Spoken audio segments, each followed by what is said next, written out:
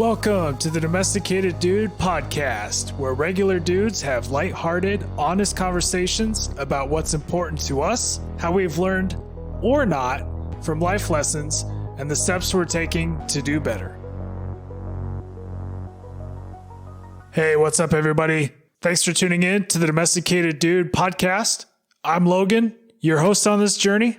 Today, I'm joined by my friend Josh. Josh is the chairperson of a cancer nonprofit back home in Alaska, and we talk a little bit about why he's so passionate about doing that work and some of the things that they've been doing to help out people who have been affected by cancer. We recorded the episode on March 5th, and March 12th was the first day that Josh was working from home, and he's been working from home ever since. And so we catch up a little bit on that, what he's been up to, how he's able to take mental breaks and make sure that his mental and physical health are doing well. We talk about how to build healthy habits and to make sure that when you are thinking about doing a change, that you're realistic with yourself and it's not just an overnight thing. You're not just flipping a switch. You're building healthier habits that build to a healthier lifestyle. So this episode is a lot about being a catalyst for change and some of the ways that Josh is doing it, some of the ways that I've been doing it, and some takeaways for you, some small steps that you can implement into your everyday life. If you like what you hear on the podcast, please share it with a friend, leave us a review, and make sure to subscribe so you get the newest episodes immediately. Without further ado, here's my conversation with my friend Josh. Hope you enjoy.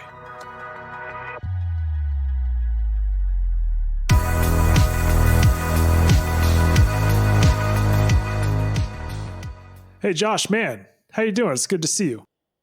I'm doing pretty well, man. It's great to see you too. It's been a while. I think most of our texts the last 6-7 months have been you trying to get me to finally send the Apple Watch you won from an auction up here. So I hope you finally got it. I did get it, and I have been wearing it every day since. And it has been telling me to stand up, and it's been telling me to breathe. So I think I'm doing a couple things right. Yeah, and maybe this is like a little off topic from this podcast, but since you have like Reed and Spencer like on the regular, like really the worst thing that it does is like when you're going to the bathroom and it reminds you to breathe. Like I don't know. I feel shame whenever it happens. I feel that way when I'm sitting at my desk. And granted, I haven't been sitting at my desk for very long, but it'll say, okay, it's time to stand up. And I'll be like, come on, I just sat down. What are you trying to do? But I understand it. I've been hitting my stand goals. I'm in pretty good health if we're going by the watch. Well, the watch knows all. Yeah, and that's a little scary. Yes, thank you for sending the watch. It has helped improve my life already. I'm glad that I could contribute to the cause as part of that as well. And yeah, I guess let's just get into that since we're already kind of on the topic. I bought that watch as part of I was entered into a drawing as part of a fundraiser that you were a part of, that you helped organize. How did that fundraiser go, by the way? I don't think we've ever talked about how everything went after that. It went pretty well. I mean, all things considered, I think for that fundraiser, we ended up raising, I think somewhere in the ballpark of $15,000, 15 to 20, I think.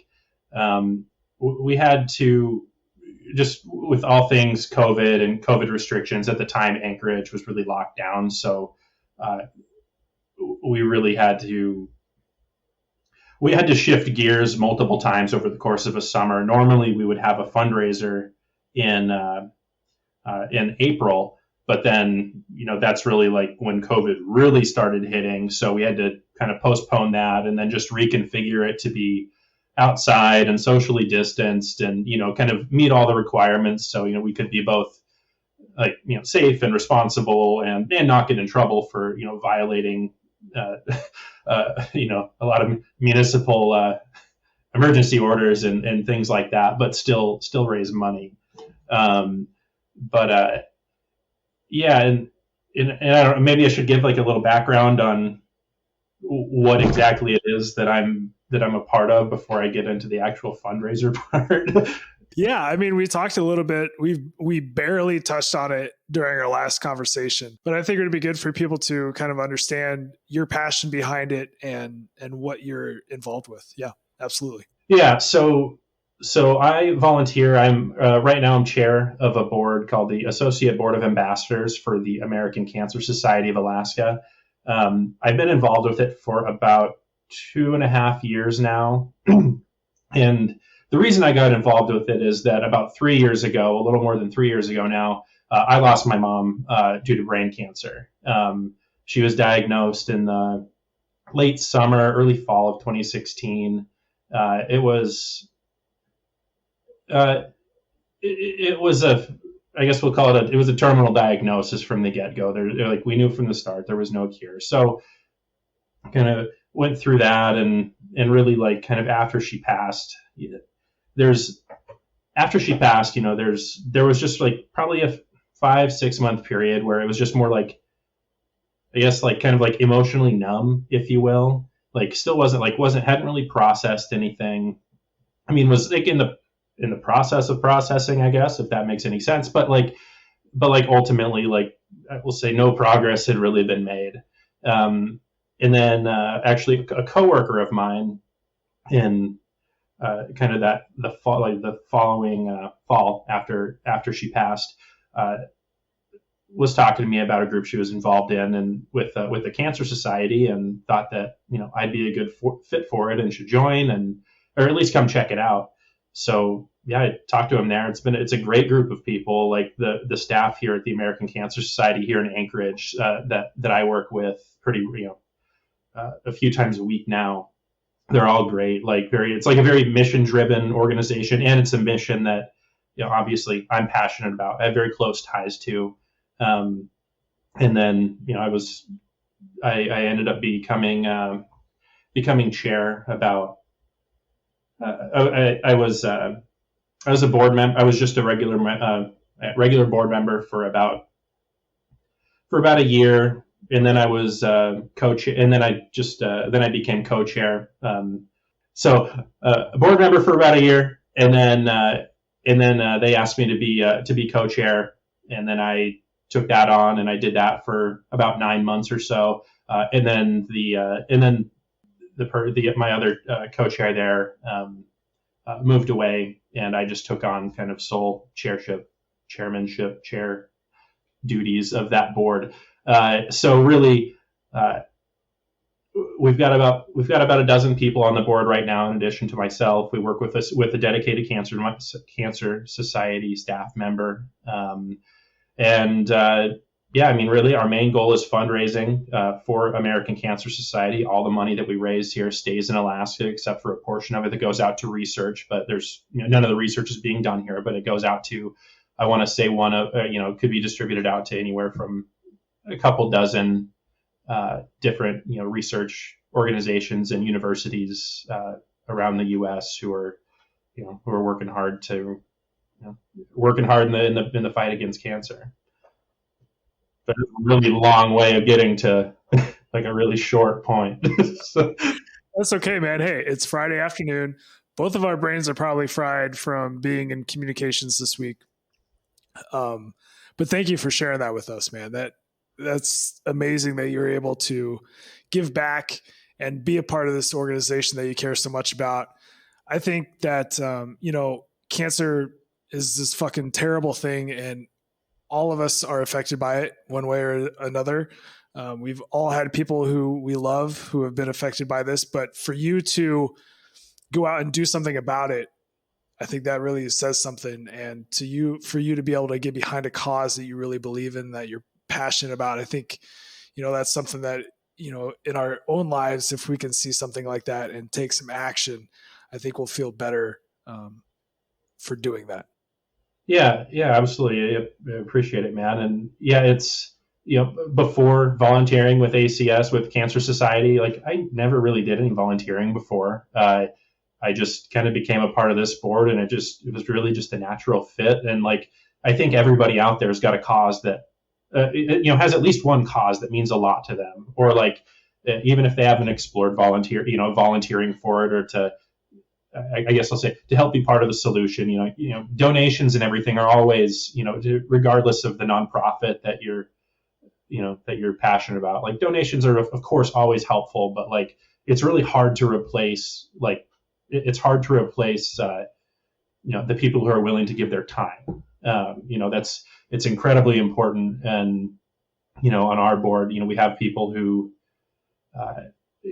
we have a number of folks who have been on the board longer than I have, and we're continually picking up new members, and like people come in and do their part. And I think it's, in my experience, it's always been a really fun group of dedicated people and kind of like-minded people, at least when it comes to that specific cause. Like with all the craziness going on in the world today, whether it's like, I don't know, COVID, politics, like 2020 has just been an all-out disaster. It's just an absolute all-out disaster of a year. But like it's nice to know that kind of with all this crazy stuff going on, and like that, like you're still helping to do some good. Like you're still taking a little bit of control over. You're taking a little control over the things you are able to control, and the rest of it, not all good, not all bad, but you just kind of have to deal with it. Like, I guess for me, it gives me a place to feel like I have at least some semblance of control over what happens and like in the impact that I make. We've talked about it before on this podcast. I don't know if you and I talked about it before, but I know like Dusty and I talked about this a couple episodes ago, is that you can only control what's in your little bubble. And if you are using that bubble to do good things, that's going to be a reflection on you. That's going to help better your community. That's going to help better people around you. So if you can take that passion about something and turn it into something good, I think we need more of that right now, because you're right. 2020 has just been a fucking dumpster fire. And if we can kind of take some silver lining out of it, I think it's that we've been able to find more things that we're passionate about and put more energy towards it. And yeah, I think that's a big thing. Yeah, absolutely. And really what I've found too, like since I've started getting involved in this, just kind of by extension, I mean, you're a prime example, like, my friends have also like gotten involved in some way. I hosted a fundraiser up here, and the fundraiser that you bought a raffle ticket for was actually like a golfing fundraising event at a local par 3 course here. Logan, obviously, like I'm in Alaska, Logan is in Nebraska, and he still found a way to contribute from, thousands of miles away. His return on his donation was a little bit delayed, but he got there. But also like when I look at like when I'm looking through our fundraising dollars, or like kind of where they come from, whether it's to a fundraiser, like if it's to, like at a fundraiser, like at any given time, like I've got, like, I don't even push it super hard. Like I don't like just go out and directly target people and ask them to come to my event and pay for what, to come to whatever it is we're hosting. I put it out there on social media, like, Facebook and Instagram and whatnot. And I mean, I've got, 10, 20, 30 friends who are there, like who just show up. And like, I don't know if it's entirely because I put it out there, but I know for some of them, it's because, they know my, they know my life experiences. They were there kind of alongside me, with them, and they supported me throughout that, and they still continue to support me. Like, I mean, even for this year, and you probably don't know this, but I asked Spencer if he'd be interested in sponsoring this drive-in movie we have coming up. So Distinctive Rides, Spencer's company, is one of the sponsors, and it was like the coolest thing. Like I don't talk to Spencer every day. Like, we've started, kind of texting back and forth more and more, like, over the last couple of months. But like, he's a busy dude, but like, I texted him this and like my little pitch, and he texted me back like 30 seconds later. He's like, I'm in. It was like, no questions asked. Just like, he's like, yeah, I'm in. And I'm like, wow, that was easy. Like, thank you. Like, I don't even know what to say right now. I was expecting at least like a little bit of a delay, like, but no, it's like as soon as I sent it, I saw a little chat bubble coming up. I'm like, he's like, I'm in. This is like, so anyways, it's just like, it's so cool to see. I mean, and also like, it extends to my family too. Like none of us, like in my family, like we've never been super involved in like the nonprofit community or like supporting a specific cause. But, my dad has become a pretty, through the events that I've been involved in, at least, has become a pretty regular like donor to Cancer Society. And my sister this year she's going to be one of the keynote speakers at the drive-in movie event. So, and she did like a pre-recorded version of it, and she'll be there to speak live. And, it's just kind of talking about, I'll say our family, but especially like her experience kind of with my mom through her cancer journey, through her kind of experience with cancer. So it's a hard story to tell, like, and especially like when it's going to be seen by, who knows how many people, like just and I don't think that's something she probably would have done exactly in this format, like had I not been involved with Cancer Society. So like it's kind of a combination of it's awesome to you really start to realize, to see and recognize that support system that you have, and you've probably always had. You just didn't really know it, or you just didn't feel like you needed it. But like to know that it's there it's invaluable. And then also like and really like if the way I look at it is if I can leverage just a shitty experience, like that shitty life experience that I've had, and and I didn't even have the worst of it. I'm not even going through treatment. I just have to watch somebody do it. Like, if I can use that experience and leverage it in some way to make it so hopefully somewhere down the line somebody else doesn't have to. I mean, even if it's like one other family, like that makes it all worth it. Or if I can make their journey, like even if it sucks, I mean, I don't think no cancer journey is easy. But if my efforts can make it just a little bit easier, it's more than worth it. Like, yeah, especially with the fundraiser that you guys had in the fall, the one that I felt compelled to give some of my funds to was that one thing that I noticed was that you guys were purchasing ride vouchers for cancer patients to go to their treatments. And that's something that, when we think about this and we think about the cancer, we think about the disease and we think about the impact that it has on people and their families.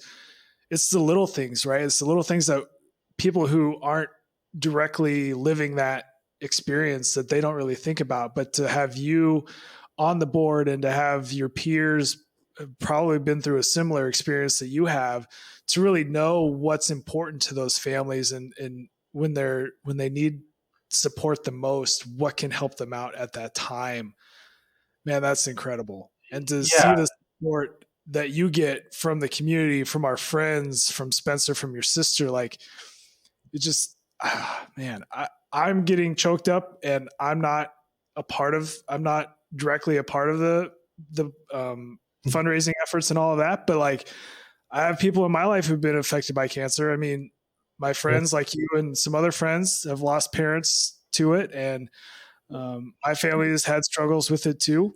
And so to see my friend do something about it, to stand up and take action, man, that's really inspiring to me. So thank you for everything that you guys are doing. It's just incredible. Yeah. And I appreciate it. And, there's definitely times, like, especially, being in the chair role. So like kind of, I guess like I'm kind of like overseeing and kind of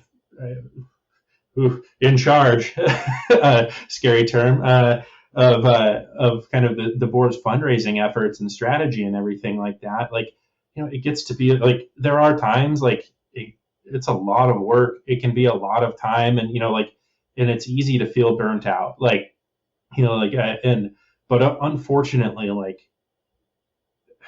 both like kind of, I don't know, I guess I'll call it a silver lining. Like there are always like kind of just unfortunate, crappy reminders of that, things that happen that remind me like why I do what I do, like why I am doing this, why I am putting in the time or putting money towards something or whatever, like, in February, like I had two of my friends lost parents to cancer. Like a year ago, or in December of 2019, in the same over the course of the same weekend, one of another friend's a different friend like lost their dad to a cancer very similar to the one my mom had. And like weirdly enough, like I had never met the man, but like I went to his memorial service, which was on my mom's birthday.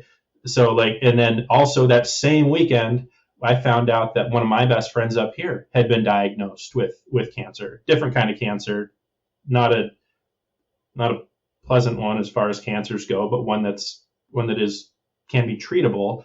And he's doing good now. He's in remission. He was out in Seattle for the better part of a year receiving treatment, and he's on the up and up now. He's headed in the right direction. So hopefully it stays that way. So anyways, like, not to make it like Josh's sob story, but like I don't even think I realized like how prominent cancer was, like, just where all the impacts are until I started doing this. And it's got its times where it's like sad and kind of overwhelming, and thankfully I haven't had to battle it myself, knock on wood, and like hopefully it stays that way. but like just to know, like, I mean, like you sit back and think about it, and like I don't know that there's very many things out there that impact so many different people in so many different ways. Like it's crazy. Yeah, and it affects everybody so differently, like you were just saying. But it's something that people can kind of rally together around, right? It gives us kind of that feeling that, yes, it feels like we're alone going through this right now, but you're not. Like there are so many other people who are going through something similar, and to be able to kind of rally around that, I think that helps give a little bit of support to people who may be struggling out there. Yeah, absolutely. We've been talking about this a little bit. We talked about your work with a nonprofit. You guys have an event coming up that you mentioned. But let's take kind of a look back. We talked about how much of a complete dumpster fire 2020 was. And I started this podcast just about a year ago. And you and I were just talking before we started recording that it has been about a year since you've been working in your office. Is that a fact? Like, that just blows my mind. Yeah. Like, so I think the last day that I actually worked in my office was March 12th of 2020.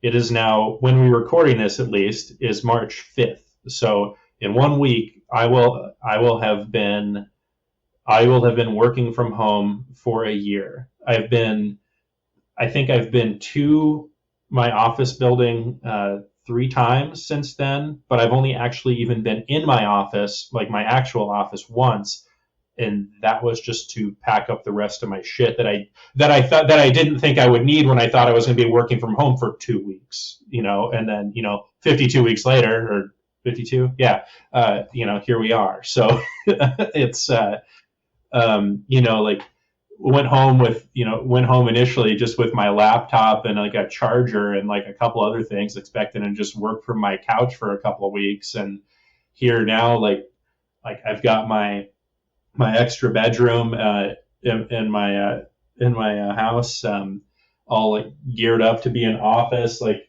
I've got like a really fancy looking bookshelf behind me right now that was not here until like pretty recently. Like I've got my computer desk. I've got a dual screen monitor set up. Like I went out and bought a webcam. Like I've got all like my, like a bookcase kind of thing right next to me that like is sort of acting as my shelves for all like my work notebooks and all the other crap that I have. Like I never in a million years would have thought that I would be working from home like for this long, but it's got some good points and bad points, but for the most part. So we talked about this a little bit when we talked this summer when we did our first episode. You were cooking a lot more at home, which is something that you like to do anyway.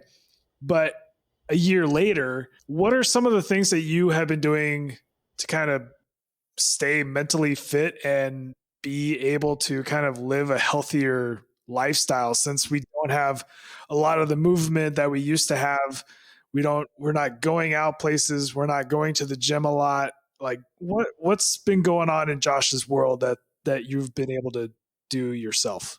It's hard to even really know where to start, like at this point, just because it's been like a nonstop like series of change of like small incremental changes over the last year to try to like, I don't know, have things seem normal or like live like a more normal life. So, but yes, like I started cooking a lot. And like one thing working from home, like one of the benefits of it for me at least is that like, like it gives me more flexibility with what I can cook. Like, not that there's like a much, like, I mean, you take like one, I'm at home. So like, if I take like a little break or something like that if I just need to stand up from my desk and walk around a little bit, like before, I'd go into the break room or down to like little like coffee cafe thing and go, grab a drink or something, just get some time away from the desk. But like now I do something similar. I can go out to the kitchen and start cooking. I got a sous vide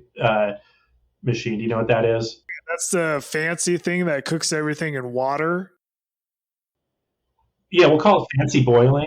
No. You've got your food in like a like airtight, like kind of like vacuum sealed bag, and you've got it in the water. You've got like a little, I don't know, piece of equipment that goes down into a pot. It heats to a specific temperature. So like really, like if you want to do like a steak or something like that, like you put it in there. You set, if you want your steak to be, I don't know, medium rare, you set you put it in the bag with whatever seasonings. You put it in the sous vide, set it at like 130 degrees for however long, because the water's only going to be 130 degrees. It's never going to be, the steak will not cook past that. And then whenever you're ready, you just just take it off and sear it off in cast iron or on a grill or whatever you want to do, and it just ends up being this just like stupid, flavorful, tender piece of meat. Like it makes even the most cheapest cuts of hot garbage like kind of just like fall apart in your mouth. Like it's incredible. But anyways, like that's just like, but like whether like in the summer, like if I want to use the Traeger to smoke something, like do some ribs or like a pork shoulder or something, it takes a long time. I can put that on and just like monitor it throughout the day or do whatever needs to be done. Just take a couple of minutes away from my computer and go take care of it. So I mean that's one of the so the cooking has been a huge thing. Like I've still eat out every once in a while, and partially to kind of help support local businesses and everything because they're struggling, but also because it is I love cooking, but it's also nice to not have to cook it occasionally. And then let's see here. Earlier this winter, I bought a road bike and a stationary trainer thing you attach to it. So I've been hitting that pretty hard. My goal here for March is 300 miles on that trainer. It's a lot of time in the saddle, but it's really like you break it down. It's like in March, it's like less than 10 miles a day. 10 miles on a bike goes pretty quick. And most of the time I'm riding, I'm more in like the 15, like somewhere around like 15 miles, which takes, 45 minutes, 50 minutes, something like that to get done. And then, so just kind of a way to stay active, without being in the gym. And can I ask you a quick question? Yeah. How much did you spend on your setup for your bike and the trainer? I want to know if that's a better way to go than diving into this Peloton Colt stuff. Honestly, like at least like with my setup, like it probably comes out pretty close to a wash. I mean, well, Peloton I think is still more expensive. My whole setup. So I got a used bike from one of my friends, but it's a pretty high end bike. So like I think I bought that for used for $1,000, and then I got a used like trainer thing off of like Facebook Marketplace, and I think that cost me about $200. So like it's not like a small investment, but like also like in the summers, like I want to be able to ride outside and whatnot. So so it kind of made sense to go more the bike route than like sort of just like the stationary bike, like the Peloton style thing. But I think it just depends on things. Like I just like to, I'll put on a movie on my iPad or something like that and watch it when I'm pedaling, and makes the time go by fast. Right now I'm working my way through the entire like Marvel universe in like in like the movie chronological order. So like there's charts out there with like I don't know, 20 movies or whatever it is that are incorporated. I think right now I think I'm about a third or coming up on halfway through. So I'm almost done with Guardians of the Galaxy 2.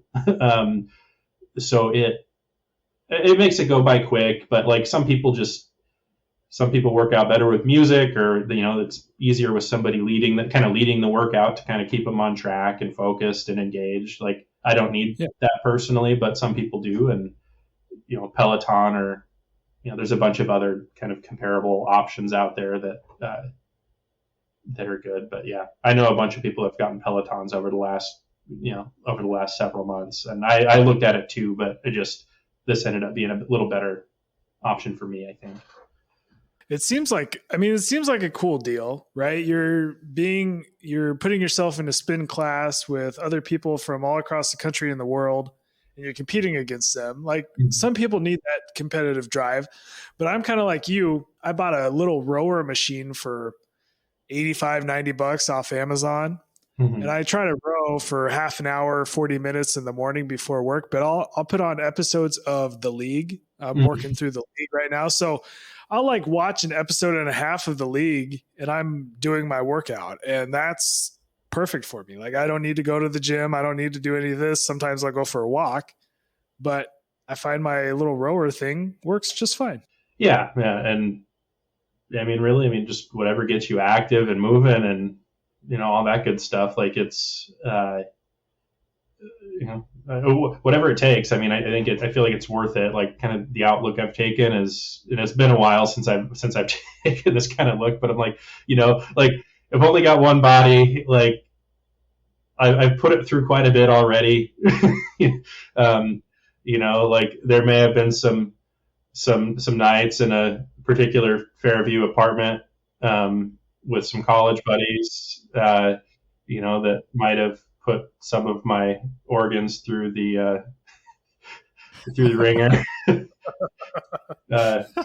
Liver will never be the same. There was definitely no 151 involved in doing so. Definitely none of that. And no Irish car bombs either. Not a single one. Or Orange Julius's with rum in them.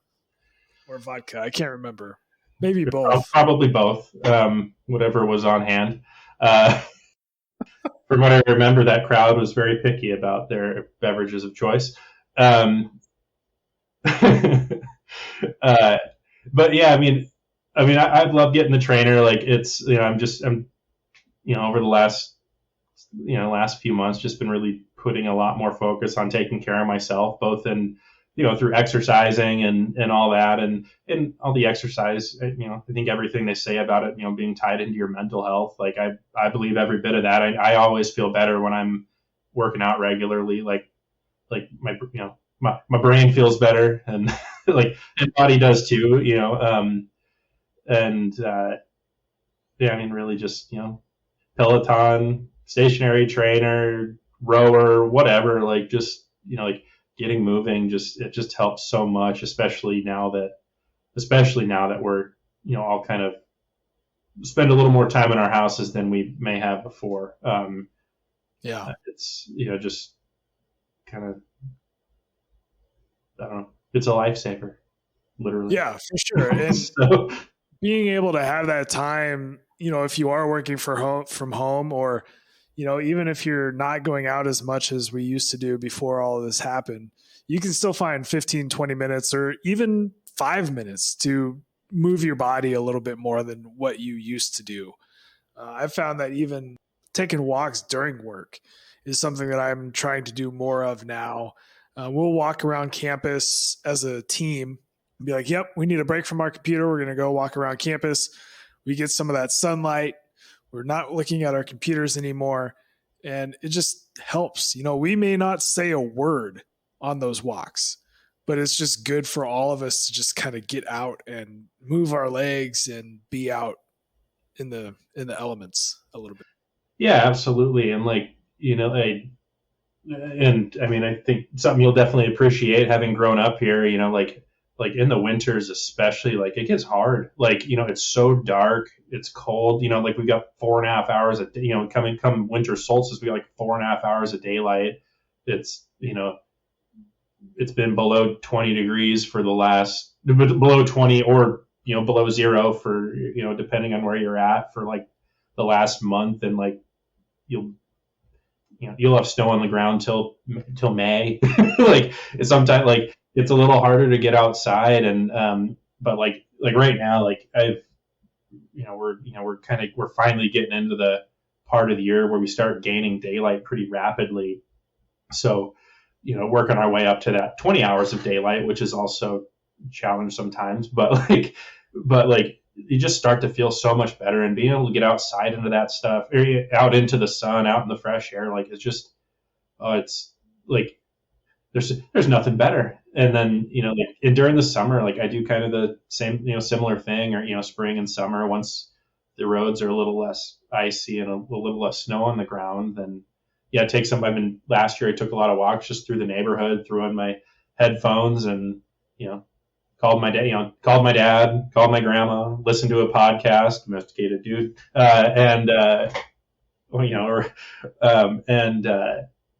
it's just kind of zone out for a little bit, go take a walk, get some fresh air, get a little sun, or out in my backyard.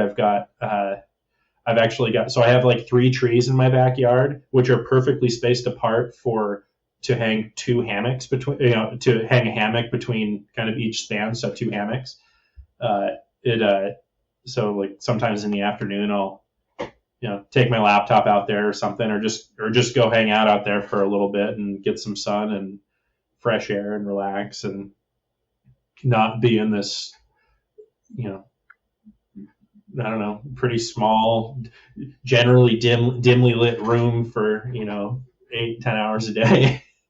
Yeah, for sure. You have to find ways to do that and to kind of be innovative and find new ways to get out and do stuff. You mentioned to me earlier during the week when we were kind of planning this that you and your girlfriend have been doing some fitness challenges. Walk me through that a little bit. Are you guys like seeing who can take the most steps, seeing who can, bike the most miles? What are some of those challenges you guys are doing? Yes. So we're doing them like a little more independently, I guess.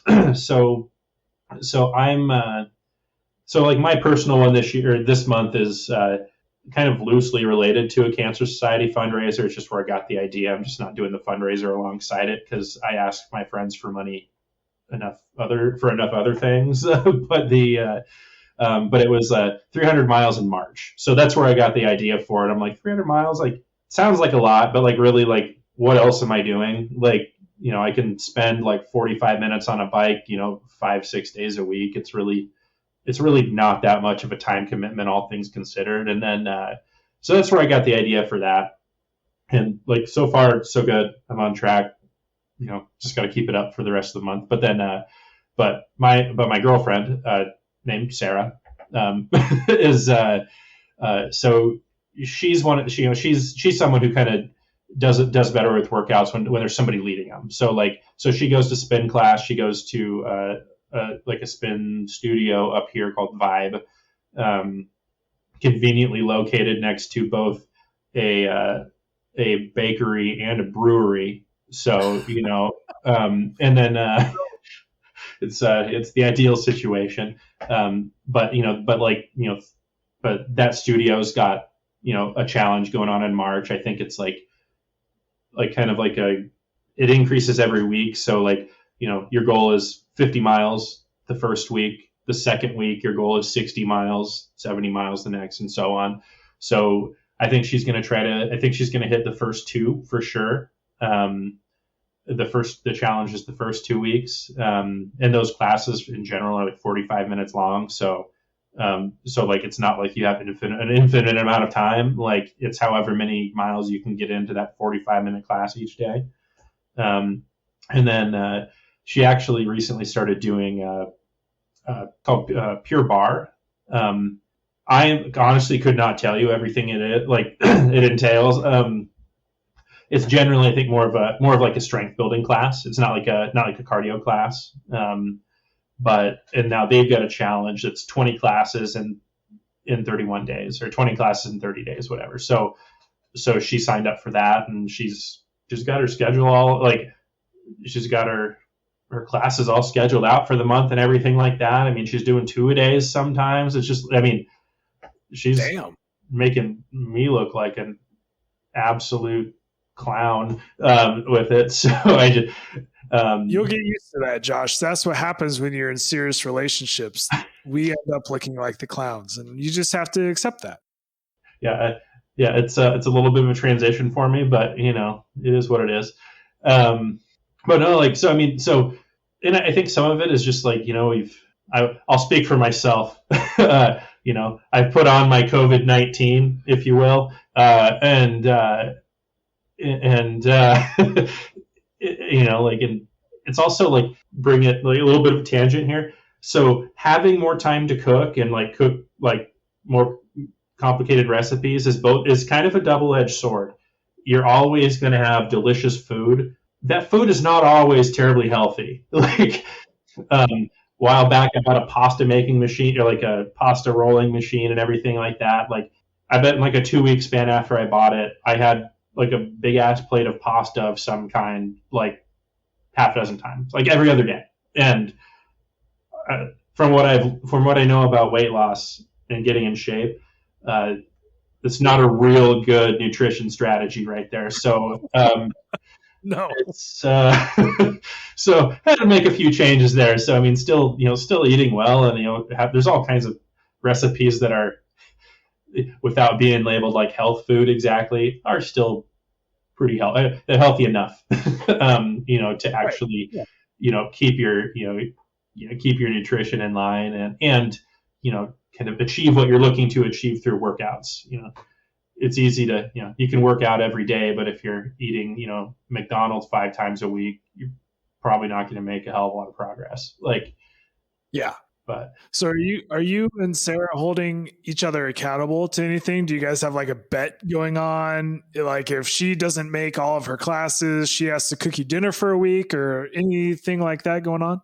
No, not really. Like, I mean, I'll just say like it kind of, it's more just like the support system, like the encouragement and like, and things like that. You know, it's just like, and I think it, you know, in a way that kind of keeps you accountable, you know, keeps us accountable to each other. Like, you know, like we've both kind of like committed to doing this, but like, it's not exactly something like, oh, well, if you don't, you know, there's some punishment at the end. It's like, you know, we're trying to do it for the right reasons, I guess, you know, take care of ourselves, get in better shape, like, and just be healthier overall, like in the end, and like have it be something that's like sustainable, like not something like we go through each workout just hating life because like we just don't want to lose a bet or something, you know, like not that there's not some value to that sometimes, but like ultimately, like, I mean, the goal with this is like, yeah, we've got the challenges going on this month, like, and whatnot, but like the goal, like our goal is for this to be a sustainable kind of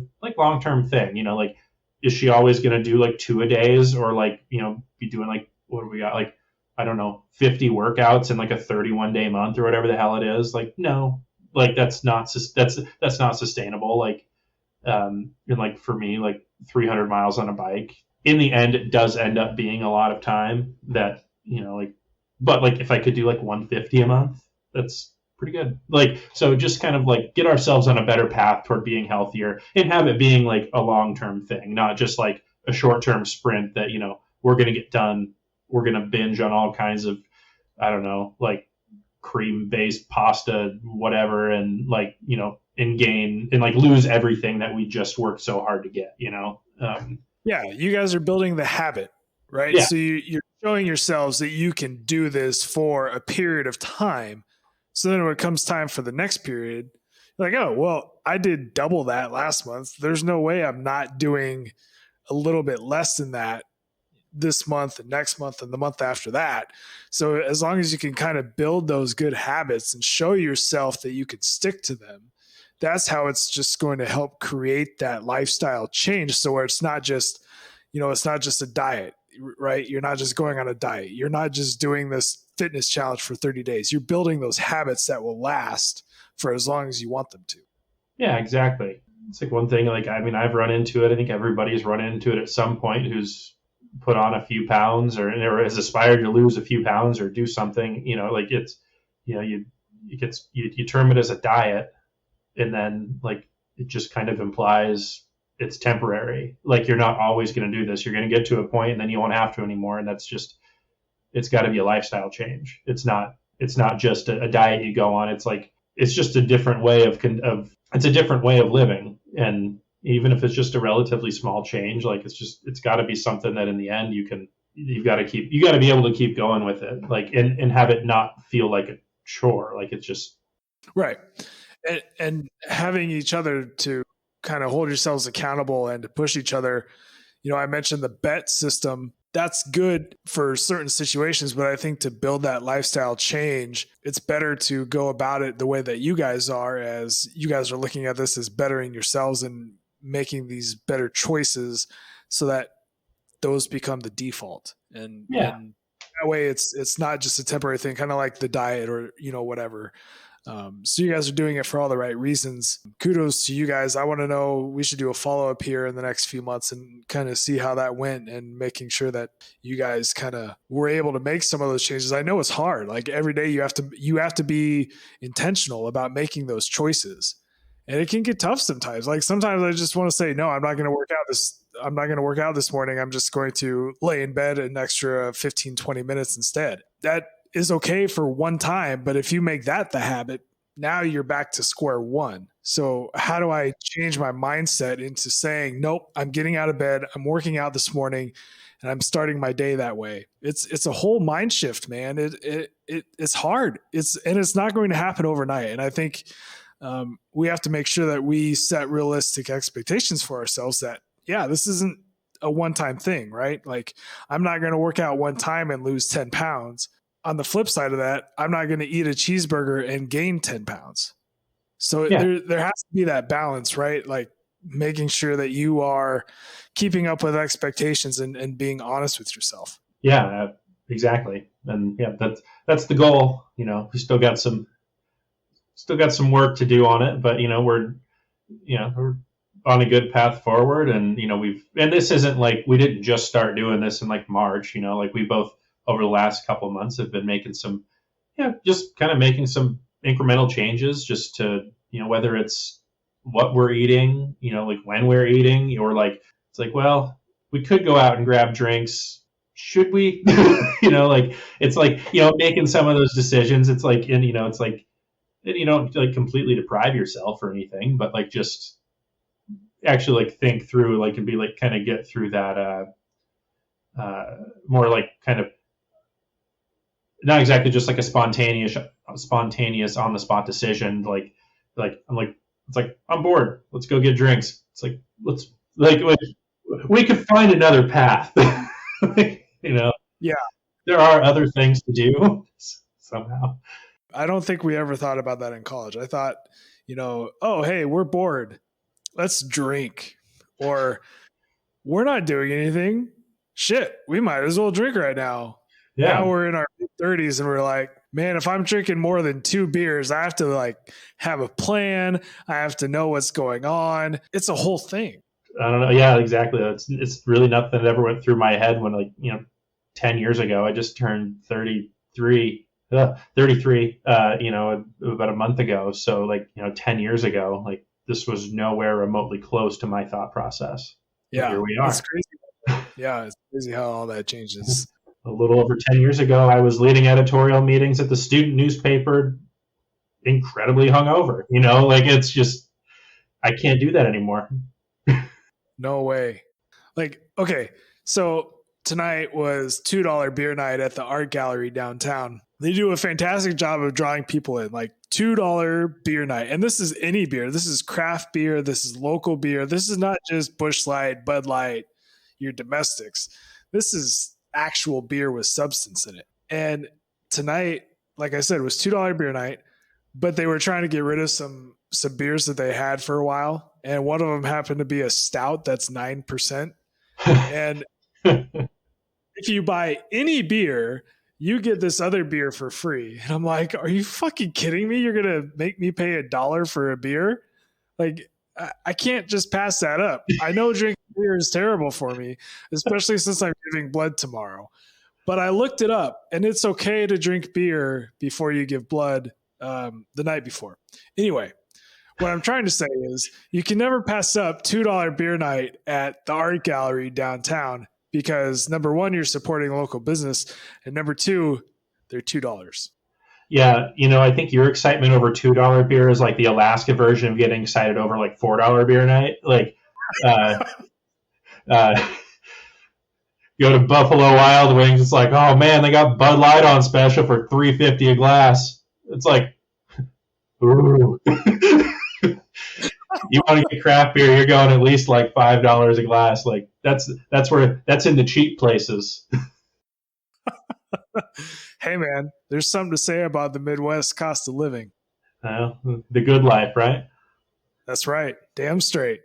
Well, hey man, we've covered a lot of ground today. I don't know if there's anything left for us to talk about. Is there anything else that's kind of on your mind before we get going tonight? No, man. I mean, we'll go. There's always more to talk about, but we can save it for another episode.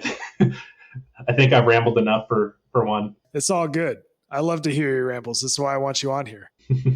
Well, thanks for having me. I appreciate it. It's always good talking and catching up. Thanks for spending some time with me today. I really appreciate it. Thanks for sharing your story with me and our listeners. I know it means a lot to you. It means a lot to me to help out wherever I can. And I know it means a lot to other people too.